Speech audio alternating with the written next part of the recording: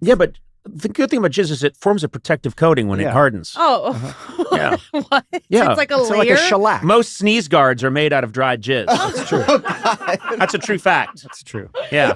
Come on. Yeah, they use yeah. them. It's porn runoff, and then they harden, and they cut them into sheets, and they're used as sneeze guards. Porn runoff? Yeah, they have little channels in the floors when they shoot porn, and it collects all the extra semen, and then that's laid out in sheets. It dries, it's cut into sheets, and then it's made into sneeze guards. They're in the condoms. That's where the jizz is. No, that's why during COVID, so many plexiglass things were in need, and the porn industry just rose. Yeah. Okay. Yeah. Oh, all right. We're doubling down on it. But jizz isn't Some clear. churches have mistakenly used a stained glass window. I went too far.